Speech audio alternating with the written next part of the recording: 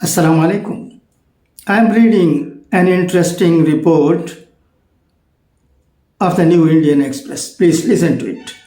Governor may not get to appoint vice chancellors in Tamil Nadu, but retains lot of powers on universities.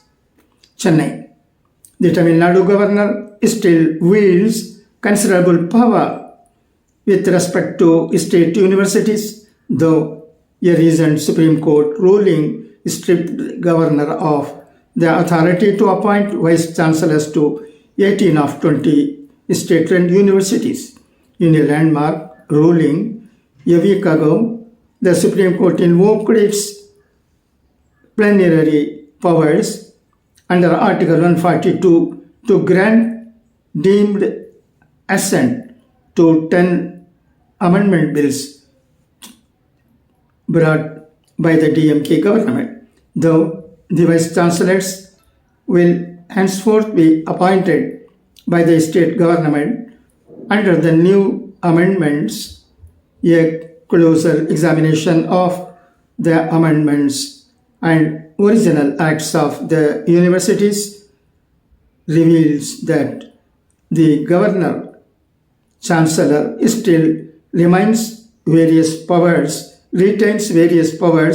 including the authority to veto the decisions of universities governing bodies such as Senate and Syndicate. Incidentally, Governor Ravi vetoed the decisions of the Madurai Kamaraj University's Syndicate and Senate to confer honorary doctorate on freedom fighter and communist leader N.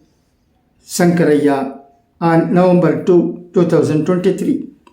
For the 101-year-old Sankaraya, who passed away just 13 days later, this could have been his last public honor and perhaps a wish fulfilled, as his arrest by the British Raj in 1941 in his final college year prevented him from graduating.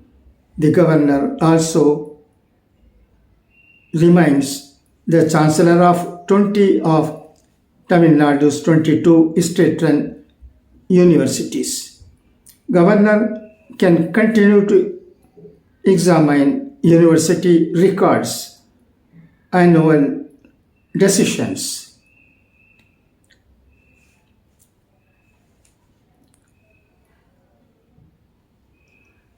the exceptions are the Tamil Nadu National Law University, where the Madras High Court's Chief Justice serves as Chancellor under the Dr. J. Jayalalitha Music and Fine Arts University, while the Chief Minister holds the position of this 2013 fall under the Higher Education Department, while the rest are governed by departments like Health, Agriculture and Law. Among them, the posts of vice chancellors are vacant in 12 universities. The 10 bills approved by the Supreme Court covered 18 of these universities. The remaining two are the Tamil Nadu Physical Education and Sports University and the University of Madras. While no amendment bill has been introduced for the former, the bill to amend the University of Madras Act is pending with the President. Interestingly, though the 10 bills removed the governor's authority to appoint vice chancellors in 18 universities, he retains the power to nominate a representative to the search committees for Vice Chancellor selection in at least 10 universities. Of all the universities where the governor previously had a nominee in the Vice Chancellor Search Committee, this power was only removed in the Tamil Nadu Agriculture University and the Tamil Nadu Veterinary and Animal Sciences University. It remains unclear why similar amendments were not made for most other universities. While the governor's nominee may not be able to sway the selection process, given the government's majority in such panels, some academics wondered what would happen if the governor declines to send a nominee. This may again result in a deadlock in appointing the vice chancellors. They said another crucial power the governor chancellor retained is the power to call for and examine records of any university officer or authority, modify their decisions, or even annul them. In some universities, the governor can even order inspections or inquiries into administrative or academic matters, with institutions required to respond to his findings and act on recommendations within a stipulated time.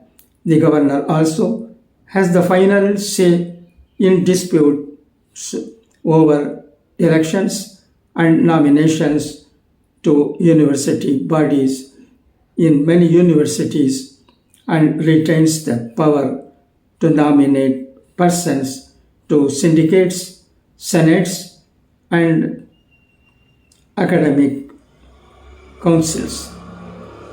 E.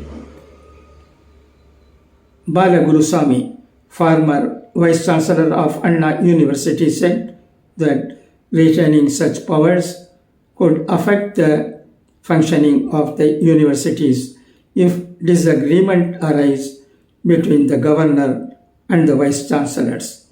He opined that the government should have made the CM the chancellor of all universities, as in states like West Bengal. Officials from the higher education department could not be reached for further clarification on these issues. Key powers retained by governor: 1. Appoint nominees to vice chancellor search committees in at least 10 universities. 2. Approve or withhold decisions of governing bodies in at least 16 universities. 3. Review records. 4. Order inquiries and inspections into university matters. 5. Nominate members to syndicate, senate, and academic council. 6. Final say on disputes in elections and nominations to university bodies. Thank you for your listening.